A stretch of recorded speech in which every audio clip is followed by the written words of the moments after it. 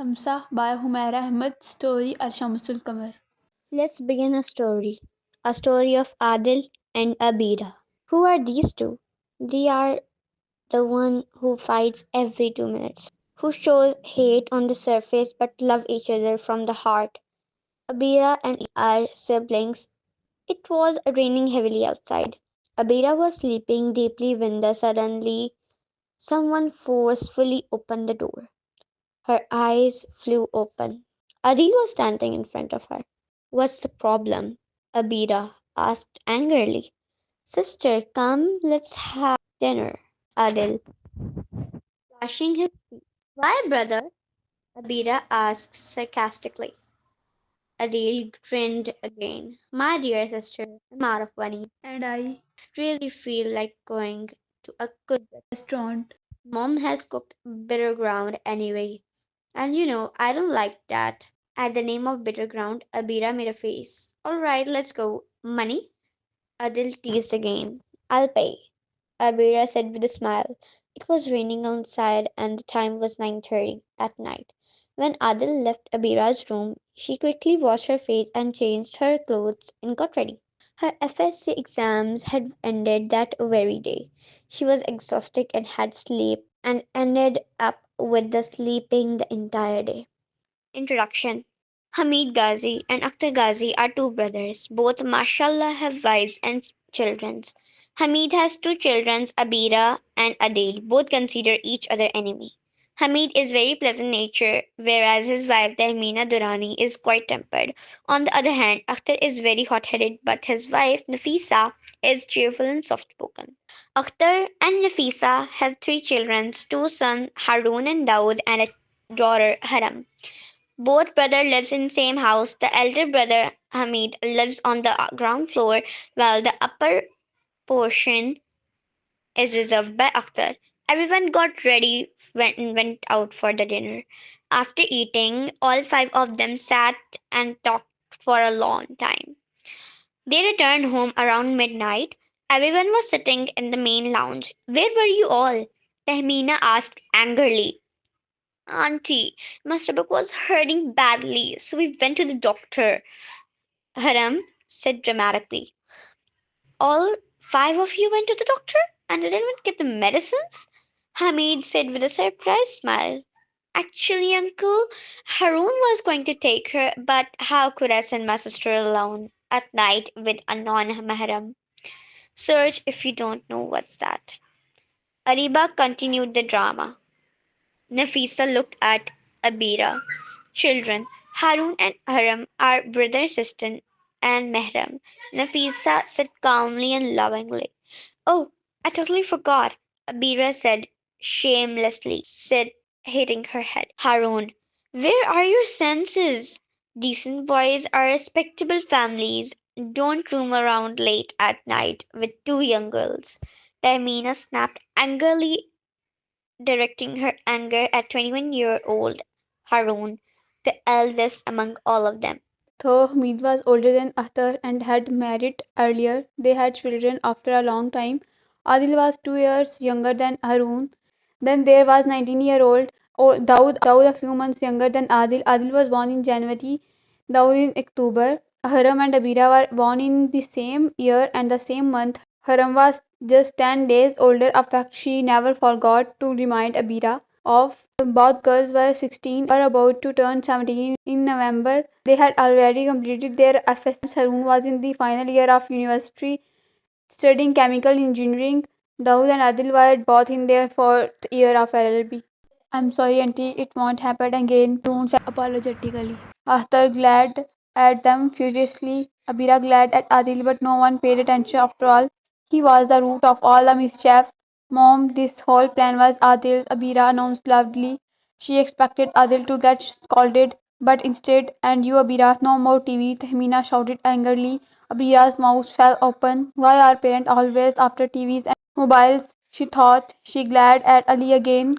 Adil silently mouthed, serves you right. Abira burned with anger from the inside. She had wanted Adil to get scolded, but ended up humiliating herself. Now go to your rooms, Akhtar ordered angrily. Everyone ran off. The next morning, everyone was having breakfast. Children, Nafisa said gently.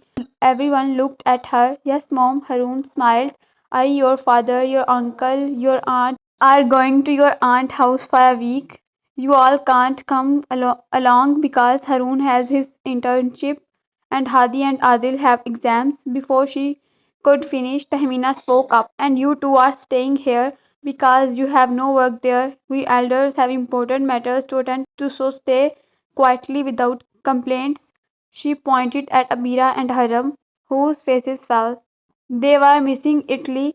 We are leaving tomorrow, Akhtar said. I shouldn't hear any complaints. Hamid tried to say sternly. Uncle, you will bring me that remote control bike, right? Daud asked like a little child. And Dad, a remote control jet for me. Adil added eagerly. You will get nothing.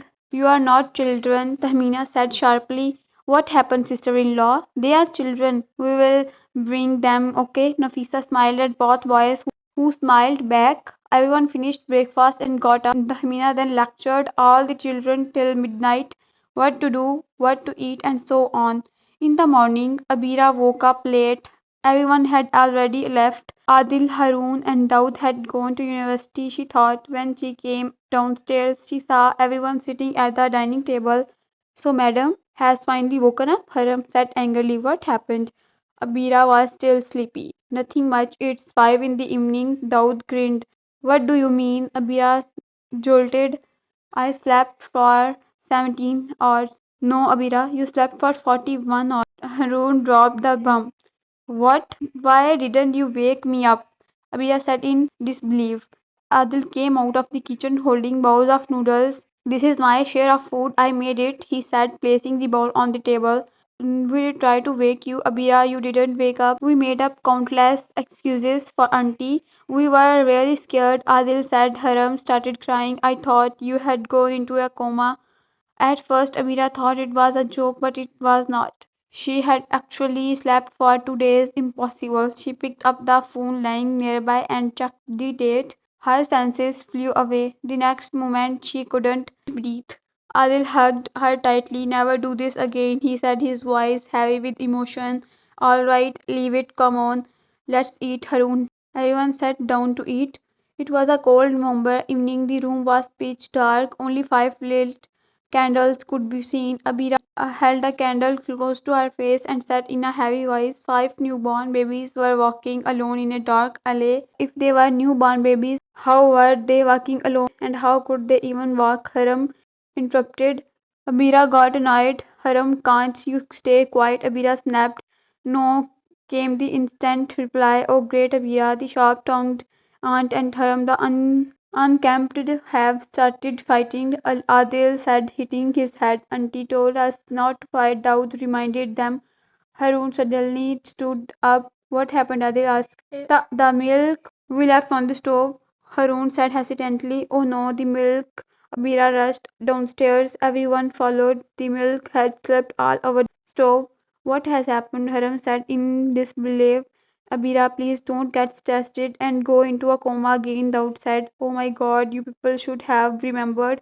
Harun said, Abira, don't go into coma, Daud repeated. Everyone was worried because they had decided together to try a new dish and had put 5 kilos of milk on the stove, then forgotten about it.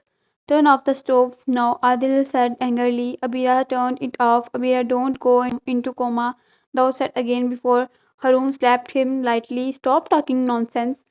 Come on, clean this up. Adil nudged Abira with his elbow. Why should I? Abira snapped. Because all this happened because of you, Adil said, hitting her shoulder. No, this happened because of you, Abira replied sharply and slapped Adil. Don't make me open my mouth, monkey, Adil said angrily. If I am a monkey, you are a servant and everything else. Abira moved to leave. Adil grabbed her hair and said, and you are a sharp-tongued aunt. Aren't you? Then he stormed out. Abira, don't go into coma, Daud said with a smile. You all can go to hell, Abira shouted and walked out. Harun addressed everyone at the breakfast table in the morning. What? Adil said while stuffing a huge bite into his mouth.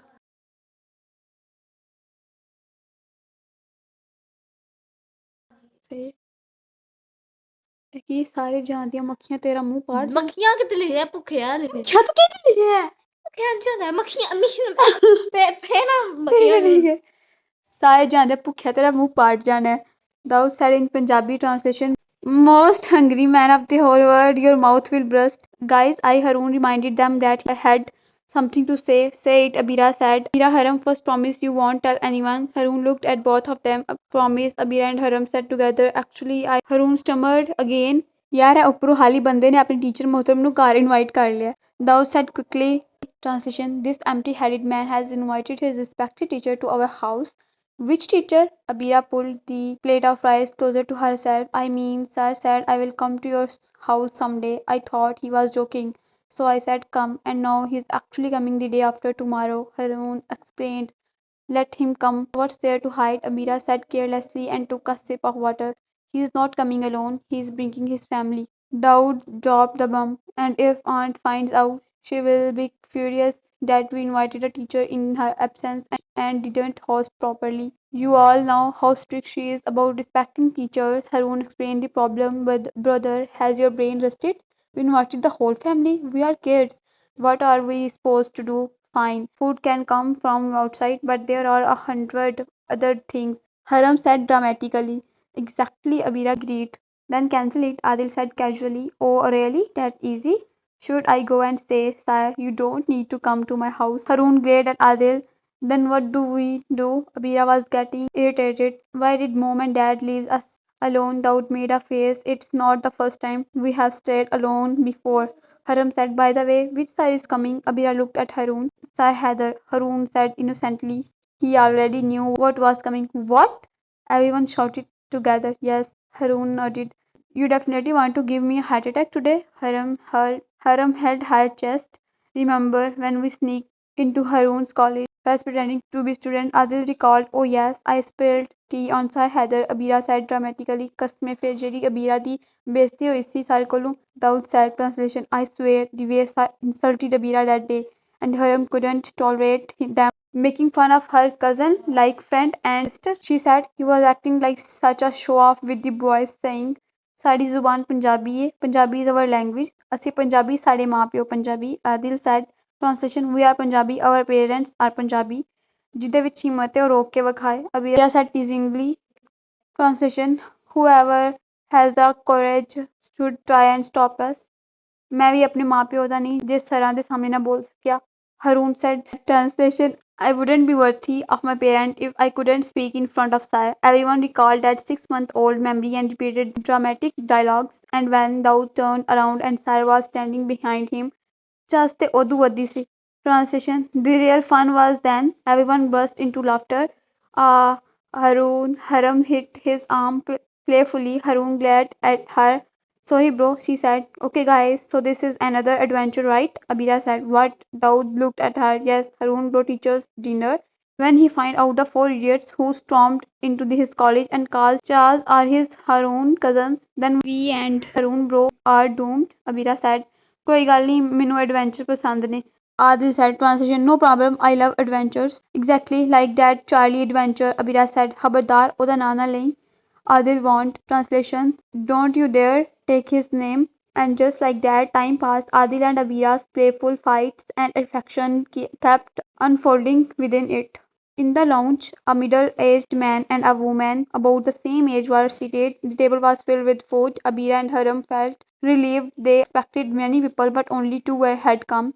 The woman deliberately spilled tea on her clothes. No one noticed except Abira. Where's the bathroom? The woman asked Abira. I will take you. Abira smiled. They returned after a few minutes. Abira looked pale. The woman looked satisfied, as if a burden had lifted. Sitting down, she whispered to her husband, it's done, let's go. They stood up. We should leave now. The man said, please stay a bit longer. Harun said politely. No, child, it's late. The man smiled. Goodbye, kids. The woman said they left. Around midnight, it was raining like every October night. Someone knocked on Abira's door. She opened it. Harun walked in angry. Why was your door locked?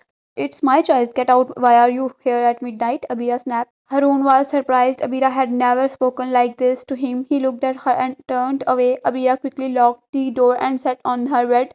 Oh Allah, did I really believe that woman? She scolded herself. Next morning, Abira and Adil sat at breakfast. Adil, Abira said softly. Yes, he smiled. Tell Harun to keep his distance from me, she said. Adil was surprised. Did he do something? No, I just, she couldn't find words. You are uncomfortable? Adil asked. She nodded. Adil looked toward Harun and said loudly, Harun, keep your distance from my sister. You make her uncomfortable. Harun got angry. There was no need to say it like that, Abira whispered. Adil didn't reply. A few days later, Adil returned. Harun kept looking at Abira. Is there a problem? Adil asked Harun. No, Harun replied quickly. Then control your eyes, Adil said angrily. Abira and Haram was sitting together. I need to tell you something, Abira said. What? Haram smiled. The teacher and his wife, they said something to me that day. Abira hesitated. What did they say? Haram asked. They told me the boy who had been bothering me for a long time was Harun. Abira finished. What? Haram was shocked. Tell me everything. Abira, Haram and Daud were sitting and playing. Harun entered the lounge. He glared at Abira angrily. Abira, get up. If you want to play, you and Haram play. Daud, get up now, Harun said and walked to his room. Daud got up. What's the problem? He thinks everyone is as cheap as himself, Haram said. He told Daud to get up. He did. He always gets up if someone tells him, Abira said. So does he think Daud is like him? Haram said angrily. People are not always what they seem. A few days later, Abira and Haram were alone at home. Harun entered through the main door. Brother, why did you come back from college early? Haram asked. I was not feeling well. Harun said, go make tea for me, he said, throwing his bag aside. Haram nodded. When will mom and the other return? Harun asked. In about an hour. Haram replied. Good. Harun smiled. My work will be done by then. Haram went to make tea. Harun quickly walked toward Abira's room, went inside and locked the door. Abira, who was searching for something in her cupboard, turned around in shock. Harun smiled. You are in my room? Abira said angrily. Quiet, Harun warned. Don't you dare raise your voice. He sat on the bed. Come here. Abira moved toward the door angrily. Jannat, Harun said, smiling. Abira froze. She felt like she couldn't breathe. You disgusting man. She tried to scream. Harun opened the door. I will be back in 5 minutes, Jannat. He smiled and left. Abira trembled at that name. Harun went outside. Haram came out of the kitchen with tea. Harun said, my head is hurting bad. I'm going to doctor. Oh, but the tea, I don't want right now. Okay, then I will give it to Abira. She's sleeping. I just came from her room. Harun said, oh, then I will drink it. Haram said and sat in the lounge. Harun quietly returned and went back to Abira's room. He locked the door. Abira was crying silently. So Miss Jannat is very pious. Haven't you pray regularly, memorized the Quran at night and yet secretly talk to a non-mahram? Search if you don't know the meaning of it. Boy at night. Harun mocked. Abira's eyes turned red. She didn't know where she got the courage from. She jumped on him and scratched his arm with her nails. Harun grabbed her hair. How dare you, he shouted. Haram ran to the room, banging the door. Harun opened the door. She screamed. She was not calling him brother anymore. Harun opened it angrily. What's your problem? You were doing the same filthy thing again, weren't you? Haram shouted. Car horns were heard outside. Haram looked at Abira. Instead of telling her to stay quiet, Haram picked up a vase. Even try touching her and I will smash your head, she said. Then she told Abira, go tell everyone. It felt like life returned to Abira's dead body. And outside, just as Tahmina, Hamid, Akhtar, and Nafisa entered, Mom, she cried, being her mother. Tahmina was shocked. She brought her inside and made her sit in the lounge. Haram gave her water. Nafisa looked at Abira. What happened? Haram looked at her mother, the same who had always believed her son could never do wrong if there had ever been any consideration in Haram. She had forgotten it now. The only thing that mattered to her was Abira, her sister, her friend. Listen carefully. My brother Harun, whom all of you consider decent, obedient, and righteous, is actually a. Before Haram could say another word, Nafisa slapped her across the. Nafisa, Athar shouted angrily. Can't you see how disrespectfully she is speaking? Nafisa said furiously. Haram was unaffected. Where is your disgusting son? She said sharply. She walked quickly toward Abira's room, grabbed Harun by the arm, and dragged him into the lounge in front of everyone. What has happened? Speak properly, Hamid said sternly. I will tell you, uncle, this is Harun does drug. He has befriended with extremely cheap and vile people. 2 years ago, he sent Abira's picture to those same disgusting friends. For a long time, they forcing Abira to meet them. This shameless man at least had enough sense not to tell them she was his uncle's daughter, but he sent her pictures. He told them her name was Jannat and that she was his girlfriend. Haram said angrily. Nafisa tried to stop her, but Haram did not stop. And that's not all. His filthy friends demanded that Abira meet them. They threatened that if she refused, they would edit her pictures and make them viral. She still refused. That she told me everything. I told her we should inform the family, but she did not agree. One day, while Abira was leaving college, those boys tried to forcefully take her with them. Thank God the security guard was there. He called the police. Haram stopped for a moment to catch her breath. A bitter smile appeared on Harun's face. "Huh, you managed to hide your own sin." Adil and Daud entered the house within 5 minutes. Haram had told them everything as well. Adil rushed toward Harun and beat him badly. No one stopped him. Mr. Akhtar stood up and went to his room. Abira remained standing there silently. One by one, everyone went to their room. Abira also returned to her room. Within a week, Harun had been treated like a stranger in his own home. Abira could not bear to see it. Oh Allah, this is all my fault. It was night. Abira sat in her room with her head burned in her knees. Adil entered the room. Abira lifted her tear-stained face. Harun has a no fat. I used to talk to another boy. Harun knew about it. That woman who come with Harun teacher that day also tried to explain the same thing to me, that all this was wrong and everything, but when hers are dead, they do not listen or understand. When I found out that Harun knew, I became scared. I was afraid he would tell everyone, so I told a false story to Haram. That day, Harun came to my room to talk about the same matter. He did not want to create a scene. He did not want blame to fall on me. He was angry with me, but he did not want disgrace me. Then Haram came, then everyone else, and she said everything. I never wanted Harun to look bad in front of everyone, but Haram said it all. He kept an eye on me so I would not contact that boy. But Adil, I was helpless before my heart. I love him. Bira looked at Adil, waiting for a response. What is his name? Adil asked. Abira hesitated. Hadi. He was in college with me. Adil walked out of the room. Abira expected Adil to tell everyone, but he did not. She had prepared herself for the day he would expose her in front of uncle, mother, father, aunt, everyone. But the person for whom she was ready to face disgrace betrayed her instead. After some time, she received the biggest shock. The man for whom she was ready to defame left her. Abira, I cannot ruin my reputation for you. I have dreams, he had said, along with many useless excuses. He decided to leave her. Abira did not stop him. Maybe it was pride, but her peace was gone. She could not sleep at night. Her heart kept wishing he would return. Adil helped Harun in everything. He could not confess. He could not tell Harun that he knew he was innocent. One day Adil went to Harun's university. As he was walking through the corridor, the same woman who had come with Harun that day called him into her office. She had seen him. Come, son, you are Adil, right? The woman said. Yes, Adil replied with a slight smile as he sat down. Now they were sitting face to face. Thank you for explaining things to my sister, Adil said quickly. It was better that he said it himself. She smiled. So I told you. She showed maturity. Adil smiled or pretended to smile. So now you should also explain things to that boy, right? The woman said. Where will I find that boy? What was his name? Yes, Hadi. I don't know anything about him. Adil replied. The woman looked surprised. Hadi? Who is Hadi? No, Adil. Tell me what Abira told you. Adil told her everything. No, Adil. Abira lied to you. The woman said firmly. Adil walked through the corridor, expressionless. That name echoed in his mind.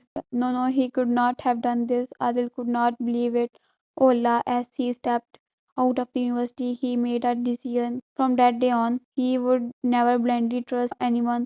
He would never assume that just because someone said something, it must be true. That is why Allah has said that some assumptions are sins because they destroy a person. Adil had assumed his sister could never lie. He remembered Abira's face. She had been crying badly. He had even believed that a person cannot lie while crying like that. But that too proved wrong. Was Harun guilty or not? Adil could not decide, but he made another decision. He would go home and tell everyone whom Abira had been talking to. The most painful thought was that Abira could have a boyfriend, and even more painful was the answer Adil had reached home. Sometimes the one who hides the truth is not the criminal, but his silence becomes the crime.